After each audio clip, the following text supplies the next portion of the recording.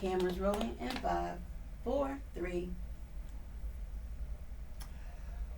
I bet you didn't know that you have stuff that is really estate and that you need an estate planner. And I'm very happy to have a little friend of mine here, Yes. Attorney Elizabeth Stoner, who is an official estate planner. Now, when you say estate, and welcome first of all Thank you. to the show, but when you say estate, I start thinking about big houses, limousines, and even chauffeurs and things like that. Mm-hmm. But you're talking about stuff that we accumulate through life That's and correct. is our personal belongings, and who we want to give them to, we're no longer here. That's right. So that could be an old piano. Anything that you own becomes your estate. Anything with your name on it or that you own. So when we start out in life as a young person, you're going to, perhaps with the first job, have the option of participating in the employer's stock purchase plan or withholding for retirement. That's at that point, I'd say to young people, you want to do the largest withholding you can, because that starts your savings for the future, for years later. And most of us in our 20s, we don't even think about what happens when we're in our 70s and 80s, like I am now. But that's where you really want to make the decision to live below your means and to begin to save to acquire an estate that is composed of more than just the stuff, just the physical stuff, but to economically secure your future by putting savings aside. So be any of the documents that affect your life, like insurance. Yes. Well, that would be. And of course, insurance is probably the most important, because your health is your greatest asset. And life insurance is the only asset that can transfer as a legacy to the next generation, completely income tax free and inheritance tax free. Everything else is taxable.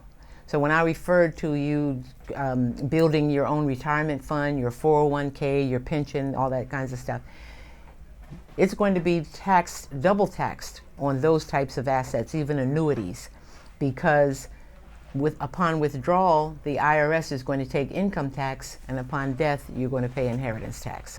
So here's what I tell people. Everything that you own during life, you want to have a plan in place that's going to take care of you. So you acquire things, and most people do. You plan during your life for your comfort and for your family, to take care of family in the beginning. And then as you age, you start looking toward how you're going to take care of yourself in your senior years, after retirement. What do you want to do? How do you want to plan so that you can take care of yourself? So what you've acquired takes care of yourself first. What you've acquired. Now, what you've acquired. So you've got to get through working. Yes. But what about fur coat or jewelry? Well, yeah, all of like that. I said, an old piano. That's right. And if it has worth after your death, you're going to pay a transfer tax on the value of that asset. Can you leave it to someone? Yes. So inheritance tax, in Pennsylvania, we pay an inheritance tax, which is actually a tax on the right to transfer an asset from a deceased person to a living person. Everything is taxable. And Pennsylvania taxes us at the first dollar. The rate. So you can't just give something to someone. No, you're gonna, and even during life, if you give a gift in excess of $15,000 a year, you've got to report a gift tax to the federal government. So we're taxed at every level for everything. You got a sales tax if you make a purchase, a gift tax if you make a gift, and income tax if you earn income. And a transfer tax after death. So what's the safe way to do this? See you, first of all. Well, yes, and you do want to start in terms of a plan that's going to take care of you. And a lot of times that involves setting money aside to start with a savings plan. so that you have a cushion. And and a financial advisor will always suggest that you have some sort of emergency fund to fall back on. Can you avoid that tax in any way? For I understand there's a difference between having a trust and a will. Okay. A trust doesn't avoid inheritance tax, depending on the type of trust. Mm-hmm. Because, okay, so when I talk about transfer tax after death, it's a tax after death when it transfers to someone else. So if you have a revocable trust, which most people have heard of, revocable living trust or inter vivos trust, all means the same thing. What it means is it's a trust that's for you during your life. After death, it doesn't go through probate, so the only benefit of having a trust is that it avoids probate. Still taxable for Pennsylvania inheritance tax purposes. And it's taxable because during your life you had use, control, enjoyment. As long as you hold strings to anything, it's going to be taxable after your death. So it's still taxable for date of death value. So you just don't give it to your husband, your children, and say, this is all yours, free of charge. Now, if you do give it to them during life, irrevocably makes a gift. You could put it in an irrevocable trust, which means you've given it away and you don't own it at death. If you don't own it at death, there is no tax. So that's the only way to avoid the tax, is not to own it at death. But you have to be careful with the value of that gift that you give during life, because only up to a certain point is it gift tax free. I think that's why a lot of people get very concerned about leaving things and, Yes. and giving them away, and who's going to get it in the family, and they haven't taken the time to find out how to protect it, Right. and how to pass it on with the least amount of tax. That's right. And having a good plan in place during life is perfect. If you have a very small estate, it's best to try to avoid probate, because the probate process itself adds layers of expenses so that your heirs wind up getting a net. Where during life you could set it up, especially if you only have your bank account and maybe you own your house. And so transferring title during your life, making the gift of that title to transfer, you want your kids to have it, it makes sense. And you save money. You only incur the cost of having a new deed prepared and recorded. And if it's done 5 years before you might need care or to apply for a Medicaid grant, then you avoid any kind of estate recovery claim against your home. And you get it out of your estate, and there's no inheritance tax. So the best thing to do is to see you how to get there. To put the plan in place early. And a lot of times it's what can be done is specific to your own situation. So it's family by family, and you want to structure a plan that fits your own needs. But the important thing, especially if you have a complicated family situation, which a lot of people do now, especially I'm finding I have a lot of people who have never been married and don't have children, and perhaps don't have siblings. So it's very important that a person put a plan in place to have a will, so that they appoint an executor and say who should inherit their assets. The other type of client that I get to where it's important to have a plan in place is when you have a couple but they've never been married, or significant other, but they've been together lifelong. Pennsylvania no longer recognizes common law. So without a plan, your significant other can never inherit. And you may share the house together, or, so there's all kinds of complicated situations where it's important to have a plan. Of course, if you have the traditional husband and wife and you own everything jointly, for the first to die, you don't have to do anything because the survivor inherits everything. And so there's nothing to be done. But a lot of even married couples now no longer hold assets in joint names. Yeah, that's true. Yeah, so the structure of the family now is so different than it was in my parents' day and age. Even my, If people want to discuss this with you, where do they go? They would call me. I'm Olivia Stoner, Stoner Law Office.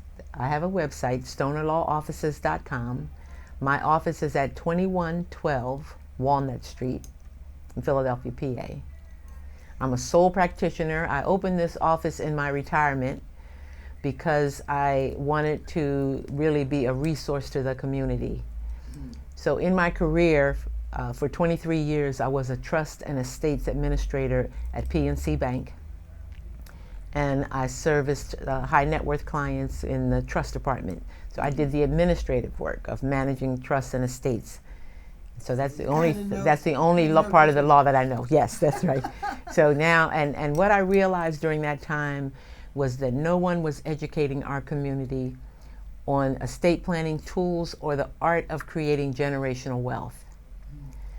And the only way really to create generational wealth is not to give assets outright to the next generation. When you give it outright, it's gone forever.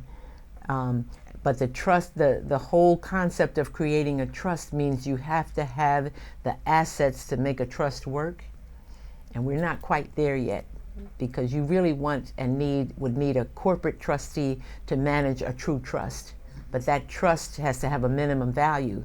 And until we acquire enough assets that would be acceptable for a corporate trust manager, which might have a minimum fee of 1% of the assets every year, which might be like $10,000 a year, we need to. So again, two things we need to do: start early, and start saving, and start saving, and have life insurance. Get the life insurance early. The earlier you get it, the cheaper it is, the healthier you are. Whole life is going to be the best. And that life insurance, you can leave a legacy to the next generation that you could probably put into a trust. So a lot of times I say, what we as a community have to start thinking about is legacies for a generation that you have not met in your line, in your family line. And most of us don't really think about that because we haven't been recipients of large legacies, primarily because our ancestors weren't compensated for their labor. So at least in my family, there never was this thing where you inherit large amounts of money and you could expect it from the grandparents, the parents, and there was always an expectation on our counterparts' part where they knew they were going to inherit. Yeah. And during life, they might have had trust funds. So and then the state laws have changed. So right. Now they want all now. Well, and having it all now means it gets spent. That's the problem. Yes, so planning is important, having a plan in place, complicated family structures, first, second wives, children from different families.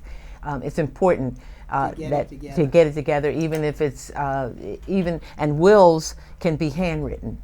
So I tell people you don't need it. This is an area that's so unique because you don't need a lawyer to create your will, and you don't need a lawyer to go to probate. You can go open up an estate just with someone's death certificate as long as you're entitled to inherit. So it's, if you can't afford a lawyer, make sure you put it in writing what it is you want. That it's your intent to create it. You don't need it notarized. Oh, it only needs to be signed and dated. Okay. Within that signed and dated document, you need to state that this is intended to be your last will. You need to state who you want to inherit, and you need to state who should be the executor. That's all. That's a starter. You can put it on a napkin. Hello, and welcome to the Trudy Haynes Show, and I'm so happy to have a special guest with me today. I have rediscovered her. Yes, absolutely. Her name is Pamela K. Williams. Absolutely. And she is the daughter of a very dear friend of mine, unfortunately, who has passed. But say about 16 years ago, Novella Williams and I were out there fighting for everything that was right. She was quite a gal. Yes, she was. And I'm so Trudy. glad that you've come back. And my heart is filled with joy to be here with you today. I'm so excited about the what opportunity. Have you been doing? Your mother died about 3-4 years ago. About 3 years ago. First thing I was doing was grieving. My mother's relationship with me was completely paired like two peas in a pot. And she was my structure. if I I can remember. say. And so learning to live without her was a challenge, but it was not a challenge that I could not overcome, and I did.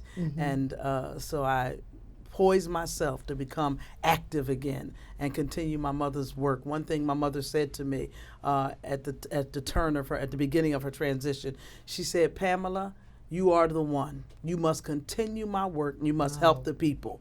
And I have embodied that since that day, and I am poised. And it is just my distinct honor to be able to walk in the footsteps of such a pioneer to Philadelphia. All right, girl. And she was. She was Thank that. you.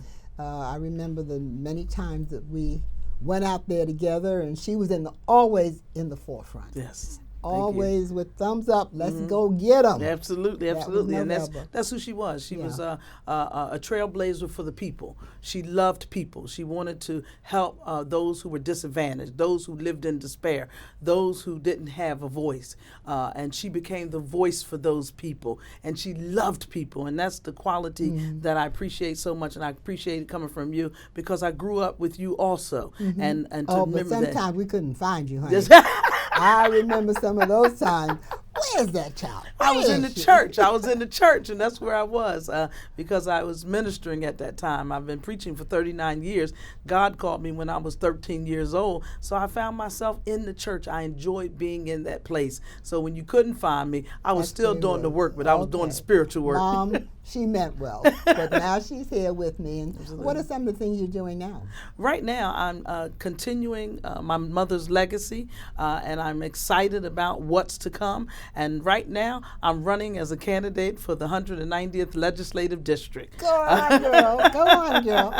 That's interesting that you developed into politics. You know, we don't have enough people that get involved. I'm sorry I didn't do it early Yes. in my life. But now, what is it about politics that pulls you in? At this point, what it is about politics is I'm taking a new vision into my political advocacy. I'm taking it to another level. Used to be able to just do it on the streets, but now I want to do it where I can create policy and I can begin to put legislation in place that will last a lifetime for people who I will represent. So I've transitioned a little bit from the street and from the social activism and social justice work to take it to the political branch where I can formulate policy and put in place legislation and bills which will carry some weight and continue to be a source of productivity for citizens. And right now, I'm Trudy, all I'm doing is bouncing the ball and taking a shot. And when I take that shot, I'm going to stand back and see what the point comes. And then if I happen to miss that shot, I just need some people to stand under the boards and get a rebound. And then they can toss it back up, and we'll just keep this going and going and going until we achieve something. And we achieve it for the people. My whole life, and right now, my focus is progress starts with the people. And if we can engage people to the point that they can get their voice back and get their voice stronger, then we can become a society, a voice that is strong. I'm only the vehicle. So they can come on and ride on me and get to the place that they need, and we're going to do a job. Well, I understand that you have to go through a process. Yes. And that's what we have to get our people involved in. Yes, The process that you just don't walk in there. You got to No. get prepared. And you've been building up to that. And that's what's so exciting about my candidacy, because I have been prepared. I've walked at the heels and the feet of my mother for all of my life, 55 years, and I've been there right with her. Some of the times that you remember, I remember so clearly sitting on my father's shoulders at 5 years old with a sign draped over my chest that said, "I am a man," as my mother fought against vice crime and corruption on South 52nd Street. I remember that vividly, and I remember those things. I remember sitting in the car as she had a registration drive at South 52nd and Market Street. I remember those things. Let me stop at that registration drive because people may not understand how important a registration is. Yes. And how it should begin and where. Yes, the important thing is understanding the political process. And the political process starts with, first of all, being a part of the process. And you do that by registering to vote. And once you register to vote, you begin to feel, you become empowered, because now you're part of a democracy. You're part of the challenge of making decisions that affect you. So you must register to vote. And we must learn across this country that people need to register to vote and understand the importance of being a part of the process. You can't sit around and complain about what happens if you have not become a part of the process. You can't say nothing. You can't say anything. You can only say it by voting. That's right. You can only say it. Your statement to your life and how you are structured and your placement in this society is how you vote. You can register, and the very special legislation that's coming up, or the registration and the voting date, is in March. Yes, the election that I'm involved in is a special election to fill a vacant seat. So that special election will be held on March 12th. It'll be held next week. And I need everybody to know that the election is on Tuesday, March 12th. And I need people to come out of their homes. And I need you to get to the polls. And I need you to vote if you desire. But I want you to have me as your desire, because I'm still bouncing the ball. Vote Pamela K. Williams for state legislator. Girl, you know we're going to be out there doing our best. Yes. So don't forget the date and don't forget the name, Pamela K. Williams. Bless you, child. Thank you. I bless you, and thank you for the opportunity. I am honored to be in your presence, and especially to be on your show. Bless you. A good time. A time that we welcome you to the Trudy Haynes Show. And today I'm very excited because we're going to talk about something that I get excited about, fashions. All right. The two ladies with me are part of the Avenue of the Arts, Friends of the Avenue of the Arts. Is that correct? That is Could you correct. introduce yourselves? You're Bunny. Yes, hi. My name is Bonnie Harmon, and I am the chair of the Friends of the Avenue of Arts Community Outreach. And Julie? And I'm Julie Wilsh. I am coming on board for Friends of the Avenue of the Arts via Bonnie to produce the fashion event for the meet and greet. So you're the girl that, the woman that says what goes, the buck stops here. Absolutely. All right. So tell me about a fashion show, because I know a lot of women and a lot of men these days like fashion shows. When is it going to be, first of all, and where is it going to be? It's going to be Thursday evening, February 21st at the Bellevue at 200 South Broad. Excuse me. Yes, well, it is Friends of the Avenue of the Arts, so we want to keep it on the Avenue. But this is something that I'm very excited about, because it's the first time that not the Bellevue, but the Avenue of the Arts has had a fashion show. Am I correct? Correct. Tell me about it. Correct. Yes, this is the first time that the Friends of the Avenue of the Arts, the organization, is having a fashion show event. I know there's maybe other organizations, corporations around the vicinity, but actually, again, for this organization, this is our very first time. Why, Julie? Well, Bonnie actually can answer that question better than I can. Okay, go ahead. Well, basically, I just wanted to bring you in. basically, as we all know, the Avenue of Arts is building up. Okay, their brand. Yes. So I decided to add fashion onto it, because everybody. You decided? Well. Oh, okay. So this is your idea. Yeah, Great. pretty much, because I have a background into fashions. It has been years ago, and I always wanted to get back in the fashion world the right way. So if I'm going to do it the right way, I might as well go to an area. The right people. Yes, to the right people, which is the arts, and I always vision fashion to be more of the arts anyway. Not, because I always, in the past, when I used to be on stage, it's always been some kind of theme segment or something that we always done, and I always had kept that with me over the years. So now it's back, and I really wanted to get it exposed. But you've turned this around, because it's not just the artsy people that are going to be in this show. We're doing a lot with youth. Well, I'm sure that some of our youth, and again, this is kind of slightly out of my area, but we do have a couple of young models who are younger than we would normally work with. They will not appear that way to most people. And I'm sure we'll have a number of youth who will be assisting in the volunteer area as well. Julie? I am the producer of the fashion show, so I select the designers, I select the models, I bring on the DJ, and really kind of choreograph what sort of show we're going to have. So what kind of show are we going to see? Well, it's going to be based on, our theme, which is fashion is art on the avenue, because fashion is art. It really is. It is part of the arts, just like, sculpturing, painting, singing, performing, fashion belongs there as well. So we try to make it sort of small in that there are only 6 participants, and each participant. When you say participant, that gets classy. So You mean sorry. Designers? Designer, Okay. exactly. We have 4 designers and 2 boutiques that are participating. And the boutiques are located here, not too far out of the center city area. But there's a big reason for all of this. I mean, it's just not just giving a fashion show. What is it? Well, the reason is I know definitely that the Avenue of Arts over a period of time, as far as historically, when Ed Reddell was in office, he had actually started the Avenue of the Arts 25 years ago. And I know definitely that part of the reason is that they want to get the people who had lived on the Avenue of the Arts and work on the Avenue of the Arts. The designers are local. Yeah, They are. Yes. And the models are pretty local too. The models isn't are it? pretty local for the most Yeah. part, or from the tri-state. But your big reason is to raise money. It's the membership. So it's just basically basically what Friends do is what I was trying to get to, is to bring the people out. So as far as my experience, I have been on the Avenue of the Arts for with them. This is going into my 8th year. It's being with the Friends of the Avenue of the Arts, and it has really been dead on South Broad Street.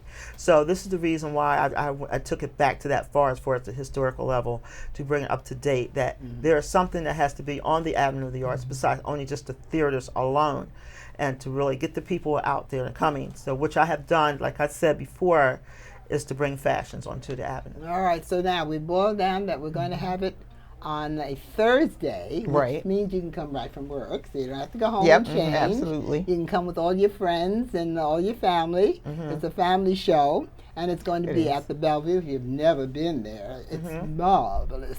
But we're going to be in the lower level, and you're having food or refreshments, Food and wine. and you're going to have fashion and fun and a great time, and it's only $25. Now, what does that mean? Because everybody always look at me. I said, yes. What people got to understand when they come out to the event is, $25, that's the fee.